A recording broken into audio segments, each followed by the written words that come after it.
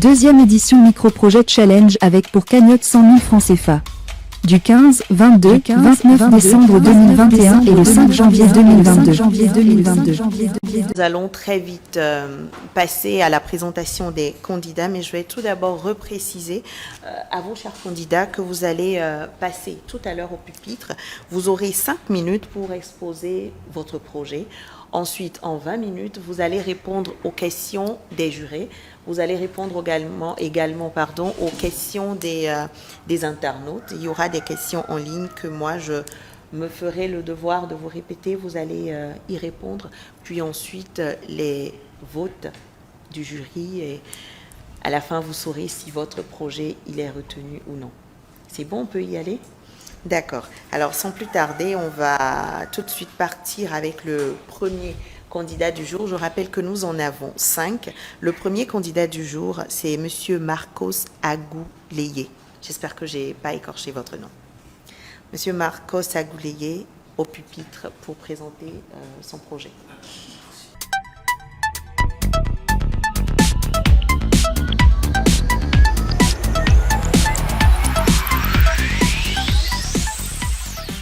Bonsoir, honorables membres du jury. Bonsoir à Vanessa. Bonsoir à l'assistance. Je me présente au nom de Marcos Agouleye, porteur du projet Delmar. Et ici, Delmar est le nom que j'ai donné à mon projet. Et donc là, pourquoi ou bien en quoi consiste mon projet? Mon projet consiste à fabriquer des emballages et des sacs à partir des papiers sous forme des papiers plutôt craft, mat et luisse. Donc, pourquoi avoir choisi une telle idée pour en faire un projet? Le constat est né de la pollution de l'environnement que nous regardons aujourd'hui. Aujourd'hui, nous avons l'idée à ce que les plastiques que nous utilisions polluent l'environnement et aussi par rapport à nos jeunes entrepreneurs qui sont dans le secteur agroalimentaire. Ils ont un problème d'emballage et de conditionnement de leurs produits. Donc, c'est à partir de cette idée qu'est né le projet Delmar. À travers ce projet, nous avons eu cette chance de pouvoir fixer des objectifs. Et notre premier objectif, c'est de pouvoir pallier à la réduction de la pollution de l'environnement et tout d'abord apporter un plus à ces jeunes entrepreneurs qui sont dans le secteur agroalimentaire. Maintenant, par rapport au projet, nous avons un budget de 2 millions. Pourquoi un budget de 2 millions? Parce que pour arriver à atteindre les objectifs, il faut des machines et des équipements sophistiqués. Donc, nous avons besoin d'un budget ou bien nous avons un budget prévisionnel de 2 millions. La durabilité, aujourd'hui, nous avons commencé sous tout peu. Mais d'ici 5 à 10 ans, nous avons l'idée de pouvoir être une entreprise industrialisée. Parce que c'est dans le secteur du packaging, dans le conditionnement. Donc, nous apportons un plus à nos jeunes entrepreneurs qui sont dans le secteur agricole, dans le shopping et tout. La rentabilité. Nous avons eu la chance de nous inscrire sur le site de Go Africa Online, ce qui fait qu'aujourd'hui, nous avons déjà, à la mise en place du projet jusqu'au jour d'aujourd'hui, nous avons une centaine de clients de par l'Afrique de l'Ouest, en citant le Ghana, le Burkina, la Côte d'Ivoire et bien d'autres pays, et également nos jeunes entrepreneurs ici qui nous contactent. Mais faute de la matière première que nous n'en avons pas, nous déclinons certaines offres, mais nous arrivons aussi à satisfaire certaines personnes. Donc, comme je l'avais dit plus tôt, nous sommes dans le secteur du packaging, dans le conditionnement, dans l'emballage et également dans le recyclage. Parce qu'aujourd'hui, si nous avons l'objectif de pouvoir réduire ou bien polluer à la réduction de... pas polluer plutôt, et de réduire les risques de pollution de l'environnement, il faut aussi associer le recyclage. Donc, voilà notre secteur d'activité. Et les 100 000 francs à travers ce projet vont nous servir comme un point de levier, comme une base sur laquelle nous allons pouvoir, avec cette somme, s'approvisionner des matières premières depuis l'Europe. Parce que les clients que nous avons servis jusqu'alors se sont plaints de la matière première, de la qualité, de la fragilité, des papiers et tout. Donc, à travers cette somme, nous pouvons toutefois faire des commandes de la matière première depuis l'Europe et nous allons satisfaire la clientèle et agrandir également cette clientèle. Pour le remboursement de cela, une fois que les 100 000 francs nous est donné, nous allons essayer de travailler et d'agrandir la productivité afin que chaque fin du mois, nous aurons un pourcentage de 15% sur la somme reçue à rendre aux donateurs par rapport à ça. Donc voilà ainsi une brève présentation de notre projet. Je remercie les membres du jury de m'avoir écouté. Je remercie également l'assistant de m'avoir écouté. Merci.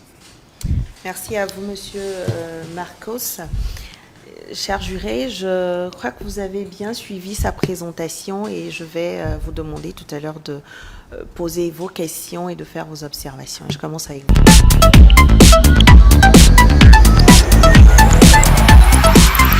Vous, Monsieur Amegongi. Ok, merci Vanessa. Bonsoir, chers candidats. Bonsoir, monsieur. Alors, j'ai suivi votre présentation avec beaucoup d'intérêt. D'ailleurs, d'abord, félicitations pour la présentation. Le document est bien préparé, c'est bien élaboré, c'est lisible. Félicitations. Ma première question, c'est quoi votre matière première? Il s'agit des papiers. Quel genre de papier? Des papiers sous diverses formes. Il y a le craft, il y a le mat et il y a le lisse. C'est du papier recyclé? C'est du papier, à la base, c'est pas recyclé. Okay, c'est des papiers fabriqués. Oui, j'ai parlé du recyclage parce que nous pouvons partir de ces papiers et avoir d'autres papiers recyclés. Mais à la base, avec les matières premières que nous utilisons aujourd'hui, ce n'est pas des papiers recyclés. C'est des papiers qui sont produits à partir des plantes comme nous en avons. Ok, d'accord. Bon, ma seconde question. Vous avez parlé d'importer la matière première de l'Europe. Ah oui. Avec 100 000 francs. C'est ce que j'ai cru comprendre. Oui. Comment vous allez faire? Ça coûte combien la matière première, le transport, tout ça? Okay. Et avec 100 000, vous pouvez y arriver? D'accord, merci beaucoup. Nous avons déjà démarré le processus d'achat et d'importation. Avec un rouleau de papier craft, on l'a à un prix de 45 000, 50 000 déjà en Europe. Ce qui est plus bénéfique avec ce que nous avons ici. Parce que déjà à Lomé, nous payons les papiers à 11 000 francs. Dans l'entreprise Sotimes, mais qui n'ont pas une qualité assez demandée par les clients. Donc déjà, avec les 50 000 francs d'achat et avec DHL et tout, ou bien avec d'autres structures de transport et tout, on peut toutefois essayer déjà d'avoir cela avec nous et de satisfaire la clientèle avant de pouvoir chercher aussi d'autres éléments. Bon, de vous à moi, hein, oui. le rouleau de papier que vous voulez commander, vous avez une idée du poids? Bon, non, pas trop. Parce que DHL, si vous voulez vraiment envoyer du papier par DHL, ça va vous coûter énormément parce qu'ils prennent les choses par poids. Et 1 kilo, vous n'êtes pas moins de 7 à 12 000 francs pour le kilo de transport. Donc, sur ce point, vous avez précisé que les 100 000 vous serviraient à importer du papier. Sur ce point, bon, j'ai un petit souci avec ça. Bon, revenons à ma seconde question. Vous avez estimé à 2 millions le coût global du budget. Vous avez déjà commencé le projet? Oui, nous avons déjà démarré le projet. Vous avez des machines, l'installation, tout ça? Et c'est de là, nous procédons tout d'abord avec le traditionnel.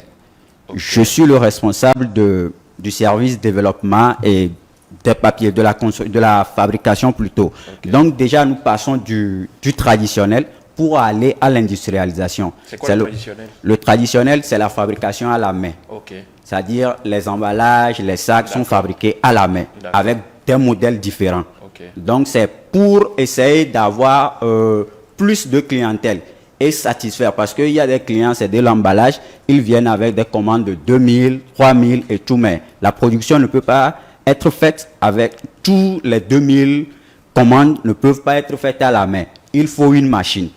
Okay. Donc, c'est le pourquoi je dis, dans la présentation, j'ai dit, en moins de 5 ans, 10 ans, nous voulons être une entreprise industrialisée avec des machines sophistiquées. D'accord. Bon, je vais laisser, avant de laisser les autres continuer, je veux juste vous informer que le packaging est un vrai domaine porteur, c'est un créneau porteur au Togo, parce qu'on n'en a pas beaucoup. Pour trouver du bon packaging au Togo, c'est compliqué. Mais le problème, c'est le coût de revient. Voilà. Le coût de revient, aujourd'hui, les rares personnes qui en font, ils n'arrivent pas à les écouler rapidement parce que le Togolais est déjà habitué au sachet que nous utilisons. Même le sachet biodégradable qui est sur le marché, c'est difficilement que les gens arrivent à l'acheter. Ma dernière question, quelle est votre stratégie de commercialisation, de communication? Quelle est votre stratégie pour pouvoir faire consommer votre produit à la population? La stratégie a été simple. Tout d'abord, une fois que le client nous contacte, nous lui proposons ce que nous avons à notre niveau. Il en a besoin, mais nous faisons une proposition. Et à partir de cette proposition, c'est que nous ramenons le client à pouvoir s'approvisionner de ce qu'il veut. Imagine, je donne juste un petit exemple. Je vais acheter de la bouillie avec du sucre. Mais là, peut-être le sucre avec lequel on vend la bouillie n'est pas un sucre assez potable. Mais je dis, ok, vu que tu en demandes cela, je n'en ai pas, mais j'ai ça, qui octroie le même service. Donc là, s'il ne trouve pas ailleurs, il est dans l'obligation de pouvoir s'approvisionner. Donc voilà une stratégie que nous avons mise en place, mais ce n'est que le début. Au fur et à mesure que nous allons évoluer dans le temps, il y aura aussi d'autres stratégies pour pouvoir amener les clients à pouvoir s'approvisionner. Merci Vanessa, c'est bon pour moi. Je laisse les autres jurés continuer. D'accord, merci à vous. Madame Nadia. Monsieur Marcos, Oui. bonsoir. Bonsoir. Félicitations pour votre présentation. Merci. Comme le premier membre du jury le disait, le secteur de l'emballage est un secteur très porteur. Vous avez dit que vous allez passer une commande en Chine, en Europe. En Europe. En Europe ou en Chine? Bon, en Europe. La première idée ou bien les premières recherches plutôt se sont basées en France. Okay. Donc c'est le pourquoi je parle de l'Europe. Vous avez des rouleaux beaucoup plus moins chers là-bas. Plus moins cher là-bas. Aujourd'hui, quels sont les prix moyens des emballages que vous fournissez? Le prix moyen c'est à 25 francs. Parce que tout dépend de la dimension. Et là, mais je peux dire que ça part de 18 francs plutôt à 45 francs. Okay. Tout dépend de la quantité. J'ai vu dans votre présentation des images de sacs pour les vêtements là, avec du craft luxe. Oui. C'est à combien environ? En tout cas pour le modèle que vous avez en photo, c'est à combien l'unité? Pour le modèle, c'est à 200 francs l'unité pour le modèle. Mais ça, ce prix, c'est à partir des matières où tout le monde en bénéficie. Nous faisons la fabrication, nous achetons les lacets, mais pour faire le bout sur le sac, c'est de l'entraide au fait. Il y a une autre entreprise qui essaie de produire, ce qui fait que le coût a augmenté, est un peu élevé. Mais si tout se fait à l'interne, et le coût de ce sac peut revenir à 100 francs, à 75 francs. Ok. Aujourd'hui, où est-ce que vous en êtes dans votre entreprise ou sur votre projet? Nous sommes à un niveau plus ou moins décalé par rapport à notre début. Je n'aurai pas une précision assez parce que, comme vous l'avez dit, c'est un secteur où aujourd'hui vous avez tendance à ce que ça évolue. Demain, ça revient, ça évolue parce que vous n'avez pas toutes les accessoires pour pouvoir évoluer. Donc, vous avez dit que vous aviez parfois des commandes. Oui. Bon, il y a deux types de problèmes. Vous avez dit que parfois vous avez des commandes que vous n'arrivez pas à exécuter. D'abord parce que vous n'avez pas les machines adéquates et parfois parce que vous n'avez pas la matière première adéquate. Vous refusez toujours... Bon, pour la matière première, vous avez dit parfois vous arrivez à convaincre les clients de prendre la qualité que vous avez. Vous refusez toujours si le client ne veut pas et tout ça, vous le laissez partir? Non. Qu'est-ce qui arrive? Bon, on essaie de discuter, comme sur chaque business, on essaie de toujours mettre le client dans une confiance donnée et lui proposer ce que vous avez. Donc ça devient un système de... Non. Pourquoi pas? Bon, parce que la sous-traitance n'avantage pas celui qui est porteur du projet, parce que si vous faites de la sous-traitance et il va ailleurs et il est satisfait, c'est que tu perds de la clientèle. Mais quand vous le laissez partir, il va toujours ailleurs. Bon, de la sous-traitance, bien sûr, il va ailleurs. Mais on essaie de réglementer. Je sais pas... Ce que moi je veux dire, c'est que quand le client passe une commande parce que vous n'avez pas les machines et que vous le laissez partir parce que vous ne pouvez pas satisfaire peut-être 20 000 commandes, alors que vous savez que vous avez un concurrent qui pourrait peut-être produire, pourquoi ne pas faire de la sous-traitance? Le client ne saura pas, peut-être, vous ne gagnez peut-être pas gros, mais vous devenez comme un apporteur d'affaires pour votre concurrent. Dès que vous avez vos machines, parce que votre client ne saura pas que c'est l'autre personne qui a exécuté la commande. Donc, je pense qu'il va falloir travailler un peu sur cet aspect-là également. Oui. Ok, d'accord. Merci. Vous avez dit aussi que vous avez un problème d'expertise dans votre document. Oui. Je n'ai pas compris ce que c'est. Le problème d'expertise, c'est que nous sommes auto-formés. Je me suis auto-formé dans la production ou bien dans la conception des emballages et tout. Donc, avec de l'expertise, on pourrait apporter plus d'amélioration à ce que nous faisons. C'est juste pour ne pas se limiter et dire que comme je me suis auto-formé, je connais. Et dire se limiter sur ça. Donc, c'est le pourquoi nous avons énuméré le problème d'expertise. Ok, pour terminer, moi, je voudrais demander qui est M. Marcos et pourquoi avoir choisi ce domaine-là. Monsieur Marcos est un biologiste de formation à l'université.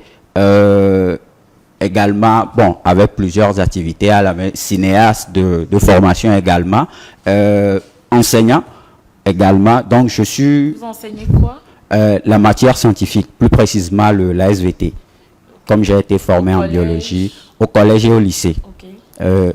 Et bon, je pense que je me suis présenté, s'il vous plaît, la deuxième question auquel je... Bon, vous avez demandé de se présenter et pourquoi vous avez choisi Ok.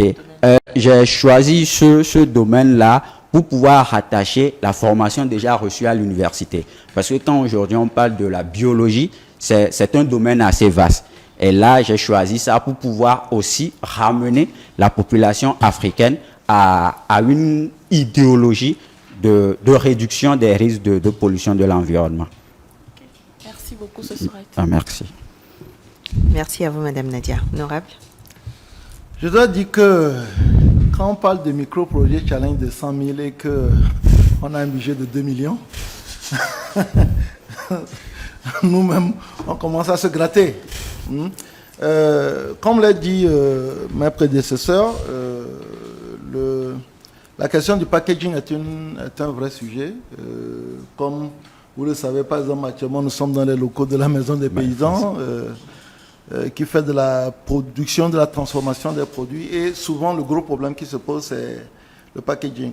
Ma première question, c'est que vous avez présenté dans votre programme en disant la concurrence, c'est 6 bagues et les sachets plastiques. Mais si mes souvenirs sont bons, je n'ai pas exactement le nom des sociétés, mais je répertorie au minimum 3 types de sociétés qui sont au Togo ici et qui font le genre de packaging que je retrouve dans votre document. Est-ce que vous avez fait réellement une étude de marché approfondie? Parce qu'il y a quand même dans la zone portuaire 3 ou 4 personnes qui font du packaging de cette nature-là. Parce que quand vous commencez à vous projeter dans votre prix de revient, il faut savoir exactement si votre produit, une fois que vous l'aurez sur le marché, est compétitif par rapport aux produits qui existent déjà. Est-ce que l'étude de marché est allée vers ces sociétés qui présentent quand même, d'après ce que j'ai vu de votre chose, le même type de produit? Nous avons fait une étude, une recherche, mais je peux dire que ce n'est pas trop approfondi. Quand vous parlez des structures, des entreprises dans la zone portuaire, nous avons Polypack qui est également spécialisé dans ça. Mais quand on parle du packaging aujourd'hui, c'est un domaine assez diversifié où, quand je prends l'exemple de Polypack, qui est plus spécialisé dans la fabrication des cartons. Donc, ce que je veux dire, c'est que sur ce que j'ai vu, je me fie seulement aux images que vous avez, il y a actuellement au moins je pense que Nadia serait d'accord avec moi, et Vincent aussi, il y a au moins 3 ou 4 sociétés, puisqu'on en achète régulièrement, qui produisent ce genre d'emballage. Donc l'idée, c'est de savoir, est-ce que vous avez essayé de prendre leurs produits dans une approche tout simplement d'étude de marché et comparer avec le coût de revient que vous avez avec vos produits. Parce que je pense que fondamentalement, c'est ça, étudier le marché pour s'assurer que les produits qu'on va mettre sur le marché seront compétitifs en termes de qualité et de prix. Est-ce que, mais si ce n'est pas le cas, c'est pas éliminatoire, c'est juste pour savoir. Non, nous n'avons pas fait une étude dans ce sens-là. Ok. Seconde question, vous avez parlé, je reviens toujours à la concurrence, mais pourquoi vous n'avez pas imaginé, comme un peu ce que font vos amis de Sealbag, la possibilité d'utiliser par exemple les sacs de ciment pour faire des emballages? Parce que là, sauf si les cimenteries cessent d'emballer leur ciment dans des sacs, là quand même, la matière première ne risque pas de tarir. Est-ce que vous y avez envisagé, est-ce que c'est dans les perspectives ou bien la qualité du produit que vous voulez présenter? Vous pensez que c'est uniquement important du matériel d'Europe ou bien de Chine que vous pouvez avoir un produit de cette nature? Oui, par rapport à ce que Civi-Bag fait, avec la production d'un sac, ça peut marcher. Ou on met des articles là-dedans. Mais pour un emballage, c'est un peu difficile. Parce que nous sommes plus assez dans le secteur agroalimentaire. Donc ce que nous consommons doit être dans un emballage plus ou moins qui reflète de la bio avant de le proposer aux clients. Donc là, on avait eu par le temps proposé à certains clients qui n'ont pas aimé. Donc pour nous, le mieux, si nous avons le matériel adéquat, la matière première adéquate, pourquoi ne pas en acheter et pouvoir satisfaire la clientèle? Ok, bon, moi ça me ravit de constater que vous êtes déjà sur le terrain, que vous travaillez. Actuellement, quel est votre chiffre d'affaires mensuel? Le chiffre d'affaires mensuel, bon, c'est pas un... Bon, je n'ai jamais fait le calcul parce que les commandes viennent, comme je l'ai dit dans la proposition, bon, ben je peux dire un truc de 10 000 francs, hein, parce que avec le prix des emballages et tout, ou aussi c'est pas à chaque fois que les commandes viennent et tout, donc ce qui fait que ça aujourd'hui c'est en bas, demain c'est... Ah oui, parce que vous savez, ça me pose un problème. Si je dois vous passer de l'argent, oui, il faut que je connaisse... Problème, oui. Attendez que je termine. Il faut non seulement que je connaisse votre chiffre d'affaires, il faut que je connaisse votre marge bénéficiaire pour savoir que, parce que quand on prend 100 000 francs maintenant, à peu près 105 000 francs, divisé par 6, on se retrouve quand même autour de 13 ou 16 000 francs. Ben, il faut que je m'assure que dans votre marge bénéficiaire, vous dégagez suffisamment de marge pour pouvoir rembourser votre crédit. Donc, la première chose, à mon sens, que vous devez pouvoir maîtriser quand vous venez présenter votre projet et produit, c'est votre chiffre d'affaires. Et après votre chiffre d'affaires, votre marge bénéficiaire. Et c'est cette marge bénéficiaire, et puis bon, après on peut aller plus loin en parlant des amortissements et ainsi de suite, puisque vous parlez d'équipement. Mais je pense que le chiffre d'affaires est, à mon sens, que ce soit une entreprise formalisée ou non, le chiffre d'affaires est important pour permettre à ceux qui nous écoutent et puis à ceux qui sont en ligne d'apprécier la fiabilité de votre produit. Parce que là, quand j'ai fini de poser la question sur le chiffre d'affaires, je vais poser la question sur la marge bénéficiaire. Bien sûr. Maintenant, si vous me dites 10 000 francs, parce qu'à la limite, vous présentez un chiffre d'affaires soit mensuel de façon moyenne, ou bien alors vous présentez un chiffre d'affaires annuel. Et maintenant, sur le principe du chiffre d'affaires annuel, vous dites, écoutez, moi je gagne 100 millions, je dis un truc à la con, hein, je gagne 100 millions par an, donc s'il faut diviser par 12, ça me fait à peu près 8 millions, quelque chose comme ça. Mais il est très important qu'on connaisse le chiffre d'affaires et la marge bénéficiaire. Mais là, vous n'avez pas ces chiffres à votre niveau. Pas encore. Bon, pas encore. Bon, si ce n'est pas encore. Actuellement, quelle est la marge moyenne que vous faites sur chaque produit que vous vendez? C'est-à-dire que la différence entre le prix de vente et le prix de revient. Quelle est la marge que vous avez sur chaque produit que vous vendez?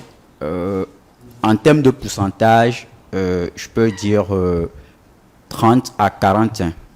Mon frère, je vais venir m'installer dans votre commerce là parce que si je peux gagner 40%. Oui, pourquoi je le dis ainsi? Parce que déjà, quand j'avais parlé de la matière première que nous payons à Sotimes, le prix est un peu loin, mais nous avons assez de papier. Et pour faire un emballage, il faut le découpage. Donc, quand je prends un papier qui se vend à un prix unitaire de 50 francs, je peux en produire au moins, tout dépend de la dimension. Je peux en produire 6 pour un papier qui coûte 50 francs. Je peux en produire 5 emballages là-dedans. Donc, vous voyez déjà que si on fait les calculs et tout, on gagne plus sur la production, en fait, quoi.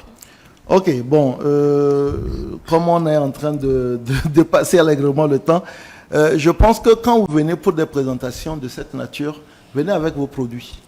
Oui. C'est un élément qui permet d'avoir une idée sur ce que vous faites, surtout si vous l'avez déjà fait.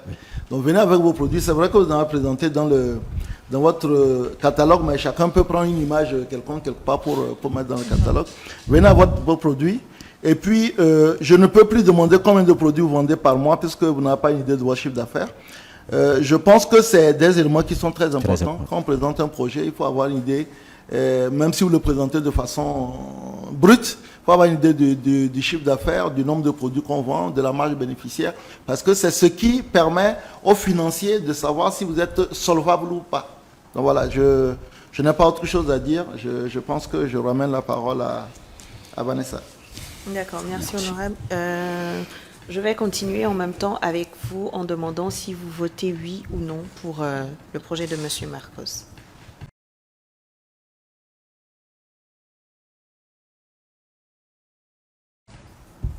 Madame Nadia? Je pense que nous tous, on va faire sortir nos papiers en même temps. Et puis...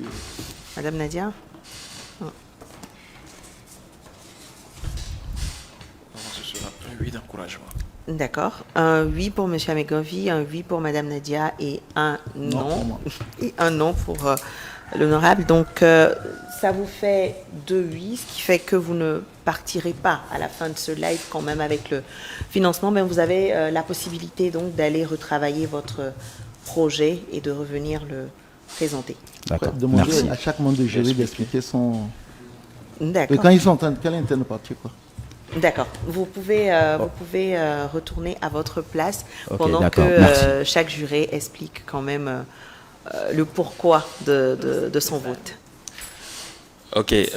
Moi, j'ai donné un oui au monsieur parce que le projet est un projet porteur. C'est un projet qui, s'il le maîtrise bien, s'il arrive à maîtriser tous les contours, il peut se faire beaucoup d'argent dedans. Donc, c'était un oui pour... qu'il arrive à bien, pour ne pas qu'il arrête, pour pouvoir continuer, s'il arrivait à avoir le financement quand il reviendra. Pour moi aussi, c'était un oui d'encouragement, parce qu'il est clair que c'est un secteur porteur, mais il a besoin d'accompagnement, en fait. Et je crois que c'est pour ça que ce genre d'initiative existe. Il pourra retravailler son projet, approcher même les initiateurs pour pouvoir améliorer l'idée. Et je crois qu'il s'en sortira très bien. Oui, bon, comme vous l'avez sans doute deviné dans ma question, il est évident qu'il est difficile d'accompagner un projet si on ne peut pas avoir une idée du chiffre d'affaires, si on ne peut pas avoir une idée de la marge bénéficiaire. C'est extrêmement difficile dans ce cas-là. Parce que le travail que nous faisons ici est aussi un travail pédagogique. Nous ne pouvons pas nous permettre de dire, OK, c'est un bon projet. Moi, comme je l'ai dit, moi, je suis dans le domaine où nous recherchons des emballages. C'est difficile à en trouver. C'est un très bon projet. Je pense même que la valeur de l'argent qu'il faut immobiliser est plus importante.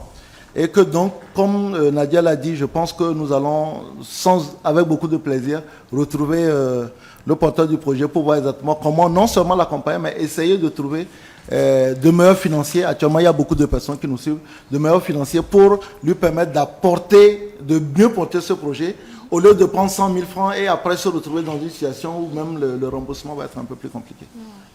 Merci à tous. Deuxième édition Micro-Projet Challenge avec pour cagnotte 100 000 francs CFA. Du 15, 22, 29 décembre 2021 et le 5 janvier 2022.